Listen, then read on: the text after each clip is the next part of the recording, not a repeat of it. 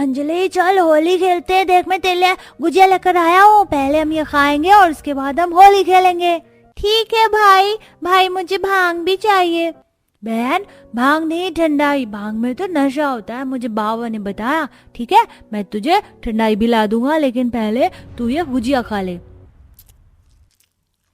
दिया देख भाई कैसे अंजलि को अपने हाथों से गुजिया खिला रहे। मेरा भी मन है भाई के साथ होली खेलने का। कोई फायदा नहीं है दीदी, भाई हमारे साथ होली नहीं खेलेंगे। सही कहा, लेकिन हम कोशिश तो कर ही सकते हैं ना। हिमानी की बात सुनकर दिया के मन में भी उम्मीद सी जगी और वो दोनों ही बहनें अपने भाई के पास आ गईं, जहां भाई हमारा भी होली खेलने का मन है, हमें भी अपने साथ खिलाओ ना होली। तुम दोनों को मजाक मत करो, तुम दोनों काली गलूटियों के साथ तो मैं कभी होली नहीं खेलूंगा। जाओ चली जाओ यहाँ से।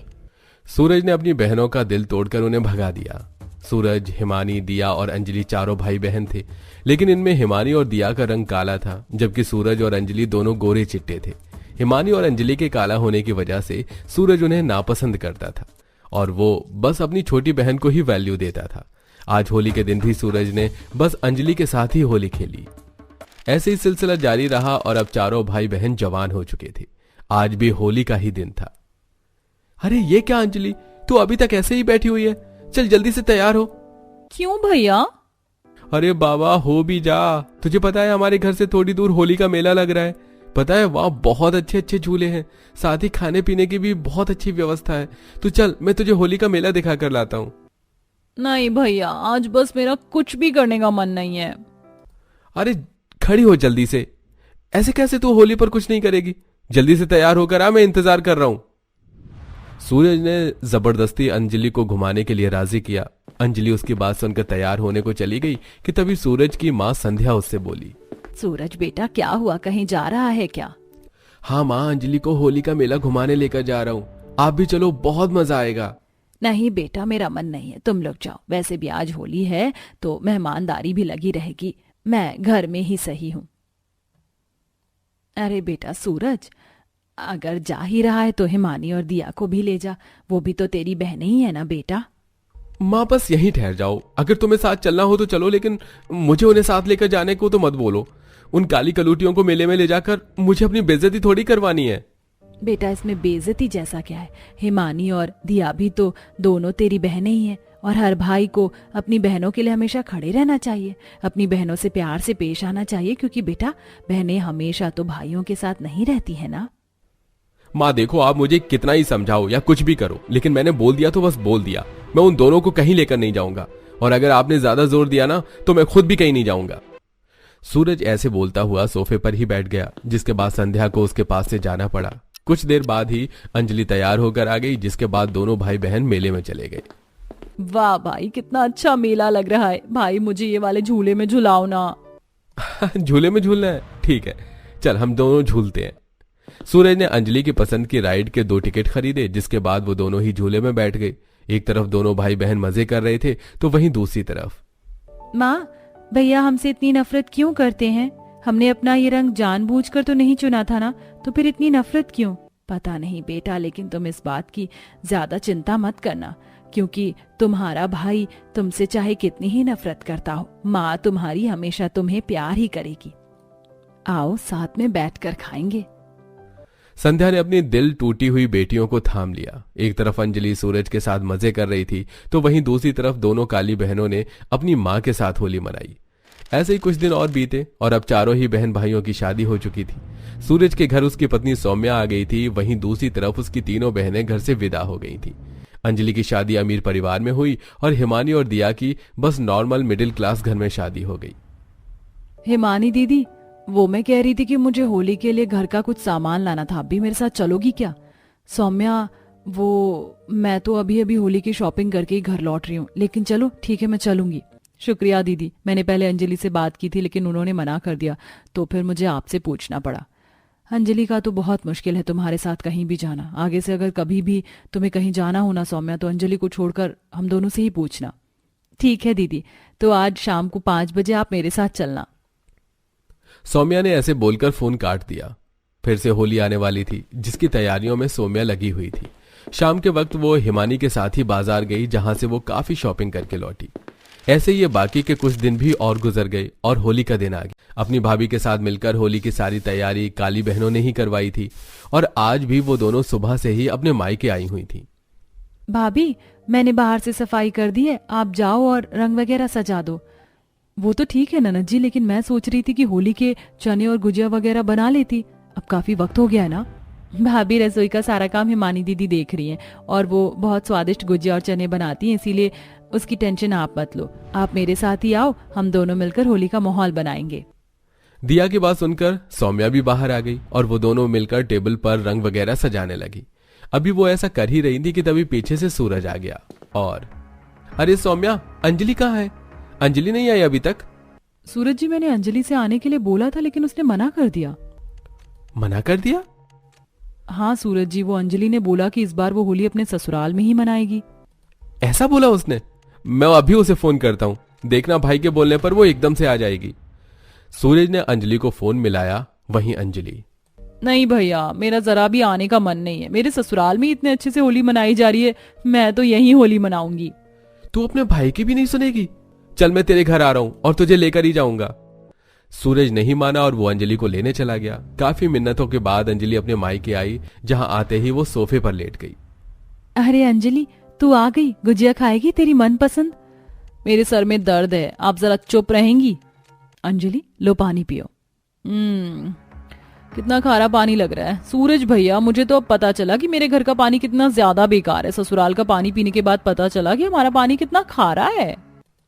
अंजलि की बात पर कोई कुछ नहीं कह पाया। सभी उसका ऐसा रूप देखकर बस थोड़े से हैरान ही थे। ऐसे घर में कुछ समय बीता और अब सभी का बाहर जाकर रंगों से खेलने का मन था, इसीलिए सब बाहर जाने लगे कि तभी तुम दोनों कहां आ रही हो? होली खेलने। भैया, तुम्हें किसने बोला कि तुम होली हमारे साथ खेलोगी? जाओ तुम दोनों अंदर जाओ, जब हम खेल लेंगे तब तुम आना। सूरज जी, आप अपनी ही बहनों से किस तरह बात कर रहे हैं? तुम चुप रहो सौम्या। भाभी, कोई बात नहीं, अगर भैया नहीं चाहते तो हम होली नहीं खेलेंगे, आप लोग खेल लो। दिया और हिमानी ऐसे बोलकर अंदर चली गई। वहीं उनके जाते ही सूरज ने अंजलि के साथ ही होली खेलना चाहा, लेकिन भैया मुझे रंग नहीं लगाना, मैं ऐसे सस्ते रंगों से होली नहीं खेलूंगी। पता नहीं कैसा कैसा केमिकल हो इनके अंदर। अरे तू भी ना ऐसे बोल रही है जैसे कभी होली नहीं खेली तूने इन रंगों से। सूरज ने ऐसे बोलकर अंजलि को रंग लगा दिया, जिसके बाद भैया, मैंने मना किया था कि मुझे रंग मत लगाना, लेकिन आपको समझ नहीं आया। वैसे तुम गरीबों की सबसे बड़ी दिक्कत बस यही होती है, तुम्हें बात जो समझ में नहीं आती है। अंजलि अपने ही भाई से ऐसे करने लगी जैसे कि वो उसका कुछ लगता ही नहीं है।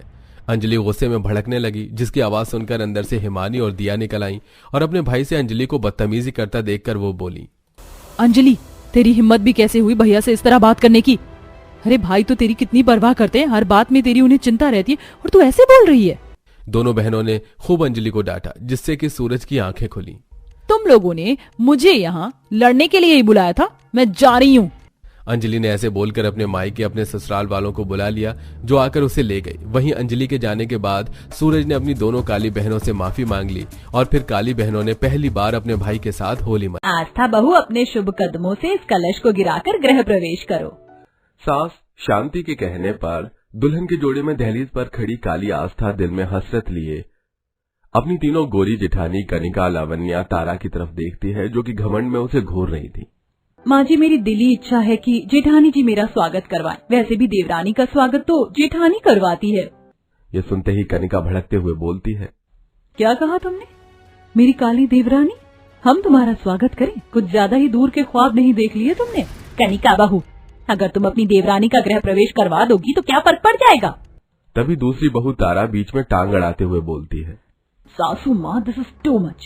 एक तो आपने इस काली कलूठी को हमारी देवरानी बनाकर हमारी नाक कटवा दी और अब आप चाहती हैं हम इस कल्लो मैया की खिदमत करें? सीरियसली सासू माँ, अगर आप हमें मौका देती तो हम अपनी तरह दूध सी गोरी चिट्टी लाखों में एक देवरानी चुनकर लाती। तारा की इस बात पर शांति उन तीनों पर दाना पानी लेकर चढ़ जाती है। बस तारा बहू, गोरे रंग रूप का इतना गुरूर नहीं अच्छा होता। भले तुम तीनों रूप की धनी हो, लेकिन आस्था बहू से तुम्हारा कोई तालमेल नहीं है। वो गुणवान है, कुशल है। शांति के मुंह से अपनी काली देवरानी की बढ़ाई सुनकर तीनों गोरी घमंडी जेठानियां बौखलाकर कमरे में चली जाती हैं। आस्था बहू, तू इनकी बातों को दिल से मत लगाना। तेरी जेठानियां जरा घमंडी हैं। देव, बहू को ले जा, आराम कर लेगी। जी माँ। चलो आस्था। वहीं दूसरी तरफ कमरे के अंदर कनिका गुस्से में फूलदान तोड़ देती है। हम तीनों तो जैसे सासू माँ की आंखों में चुभती हैं। देखा तुमने कैसे उस 2 कौड़ी की काली देवरानी के आगे हमारी इंसल्ट की। कनिका काम डाउन, ठंडे दिमाग से काम लो। और रही बात हमारी काली देवरानी की, तो हम तीनों मिलकर उसे दिन में तारे दिखा देंगी। तीनों गोरी घमंडी जेठानी साजिश रच रही थी। आस्था के दिल में कोई छल कपट नहीं था। अगले दिन रसमलाई, गुलाब जामुन, छोले की सब्जी, मटर पनीर सब तैयार है। अब केवल परोसना है। अच्छा हुआ जो मैंने रात को देव जी से तीनों जेठानी के मनपसंद का खाना पूछ लिया था। वैसे भी माँ कहती है कि हर खफा इंसान के दिल का रास्ता पेट से होकर जाता है। मुझे उम्मीद है कि मैं अपनी जेठानियों का दिल जीत लूंगी। अरे तुम दोनों को कोई प्लान सूझा कि नहीं? ऐसे तो हमारी देवरानी ये स्वादिष्ट खाना जाकर सबको परोस देगी और हम यहाँ ताक में खड़ी रह जाएंगी। अब मुझे ही कुछ करना होगा। तारा मुस्कुराते हुए देवरानी के पास आती है। प्यारी देवरानी जी, आपको सासू माँ ने याद किया है। वो मेज पर धूल मिट्टी जमी हुई है ना, उसे साफ कर दो। जी दीदी, मैं अभी करके आती हूँ। मौका पाकर तीनों खाने में नमक डाल देती हैं। अब लगाना असली तड़का। अब सासू माँ जमकर हमारी काली देवरानी की क्लास लगाएंगी। कुछ देर में आस्था खाना परोसती है, तभी जेठ विराट तरफदारी करता है। वाह आस्था, बहुत बढ़िया खाना बनाया है तुमने। हम तो उंगलियां चाटते रह गए। ऐसा जायकेदार खाना बनाना अपनी जेठानियों को भी सिखा दो। काली देवरानी के खाने की तरफदारी सुनकर तीनों को खुंदक आती है। ये हमारी चाल उल्टी कैसे पड़ गई? हमने तो रचकर नमक डाला था। अच्छा हुआ जो मैंने जेठानियों को नमक मिलाते देख लिया था। हे अन्नपूर्णा माँ, अब मैं क्या करूँ? सब लोग खाने के लिए बैठ चुके हैं। दोबारा खाना बनाने में वक्त लगेगा। क्या करूँ? तभी आस्था जुगाड़ लगाती है और आटे की गोली बनाकर उसे सब्जी में डाल देती है। शुक्र है उस जुगाड़ से सब्जी में नमक बराबर हो गया। ऐसे ही समय गुजरता है और अब होली का त्योहार पास आ जाता है। कनिका, तारा, लावण्या, बहू, यहाँ आओ जरा। जी सासू माँ, आपने बुलाया? हाँ, होली के पर्व में केवल 2-4 दिन रह गए हैं, तो तुम तीनों जेठानी सफाई में जुट जाओ। फिर होली के व्यंजन और पकवान भी बनाना होगा। ये सही है, होली की साफ सफाई हम तीनों करेंगे, तो हमारी ये काली देवरानी क्या अचार डालेगी? दीदी आप रहने दीजिए, होली की साफ सफाई में कर दूंगी। अरे नहीं नहीं, हमारी दुलारी देवरानी जी, शादी के बाद तुम्हारी पहली होली है, तुम होली खेलो।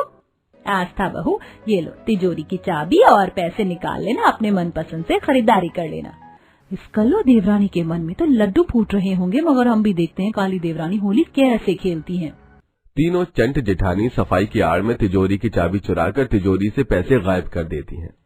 अब होगा होली धमाका। पैसे हमने चुराए और इल्जाम लगेगा हमारी काली कलूटी बैंगन लूटी देवरानी पर। अरे तुम इतनी भड़क कर मत, चलो होली की शॉपिंग करने चलते हैं।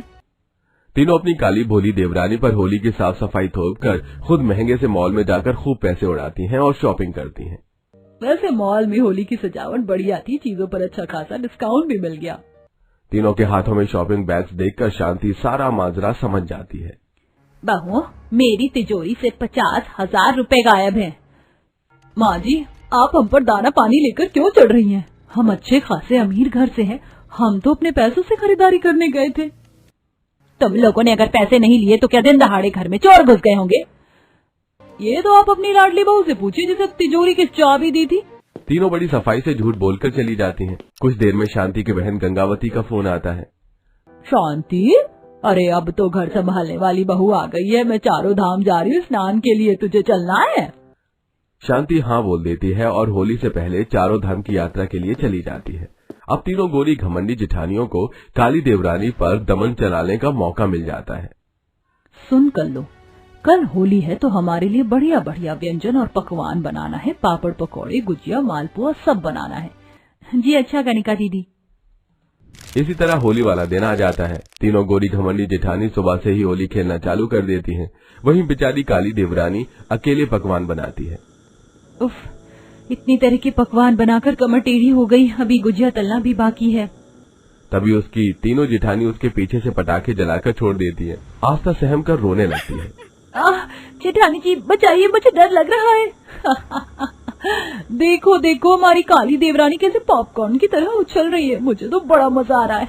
अरे हमने अपनी काली देवरानी को गुलाल तो लगाया ही नहीं। इस कल्लो मैया पर गुलाल का रंग कौन सा चढ़ने वाला है? चलो इसके साथ अनोखी होली खेलते हैं ताकि हमारी कल्लो देवरानी को भी याद रहे।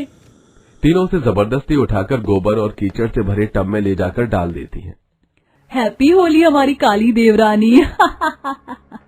जेठानी जी मुझे बाहर निकालिए। देव जी कहाँ हैं आप? देव जी, माँ जी, जिसे मर्जी बुला लो देवरानी जी, अभी तुम्हारी सासू माँ तुम्हें बचाने नहीं आने वाली।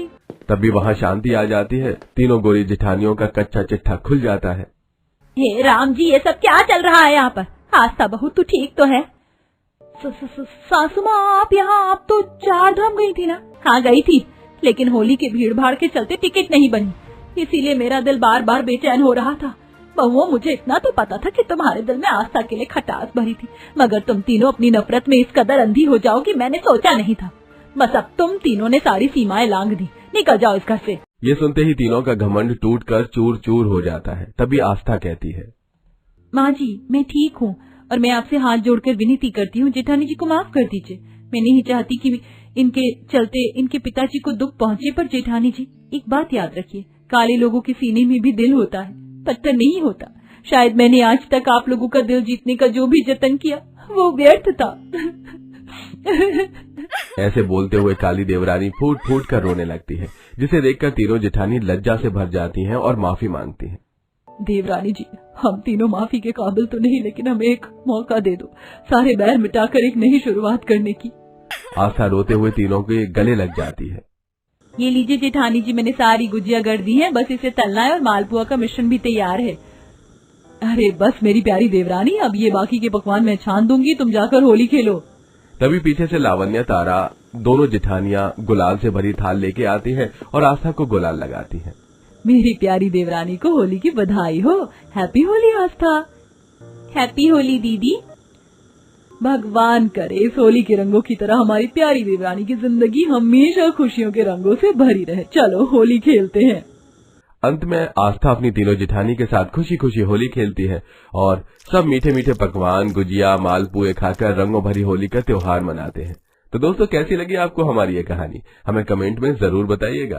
साथ ही क्या आपको भी रंगों भरा होली का त्योहार पसंद है?